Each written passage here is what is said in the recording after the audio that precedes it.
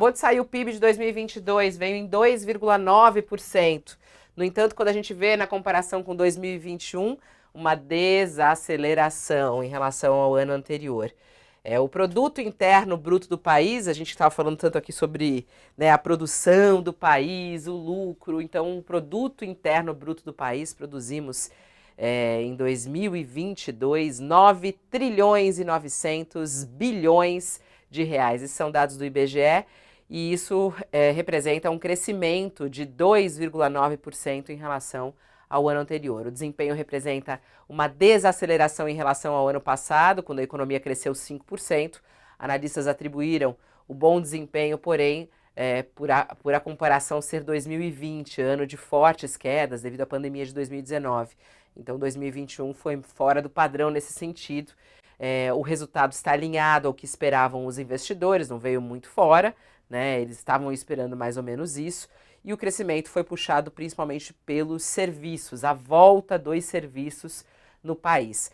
Outro dado importante do PIB que saiu há pouco, o agro caiu no ano. O setor de agropecuária apresentou uma queda de 1,7%, causado pela queda na produção da soja, principal produto da lavoura brasileira. A safra foi impactada por efeitos climáticos adversos, segundo os dados do IBGE. E no quarto trimestre de 2022, a economia do país variou menos 0,2%. Teve um recuo, né? E aí o resultado veio dessa maneira. Vamos lá, rapidamente, Josias.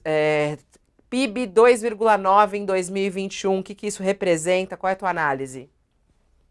Os dois últimos PIBs no Brasil, Fabiola, são atípicos. 2,9 é um PIBinho ainda. E o anterior, de 2021, era atípico, cresceu 5%, porque vinha no pós-pandemia.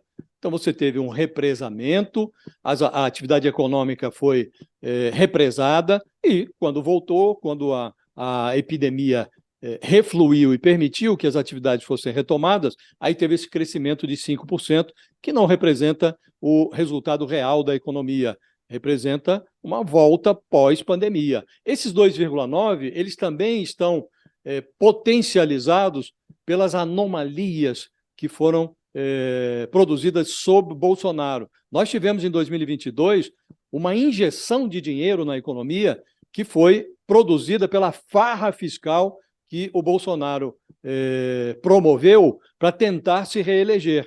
Não conseguiu se reeleger, deixou um monte de armadilhas que o governo agora tenta desmontar, e o resultado de 2023 será obrigatoriamente pior do que esse. As estimativas apontam isso. Então, esse é um PIB atípico que foi vitaminado pela farra fiscal do Bolsonaro, e haverá uma queda agora em 2023, e o Lula precisa arrumar um discurso rapidamente, porque o resultado dele será inferior, ou tende a ser inferior ao do Bolsonaro, desse primeiro ano, 2023. Isso se dará se o governo for, o que se espera que seja, responsável do ponto de vista fiscal. Então, é preciso que as pessoas analisem o desempenho da economia agora, em 2023, à luz da responsabilidade. Porque se fosse para fazer farra, aí nós teríamos um outro resultado atípico. E não dá para a economia brasileira viver de atipicidades. É preciso trazer a economia para a realidade e produzir resultados que sejam sustentáveis. Não é o caso desse PIB de 2,9%.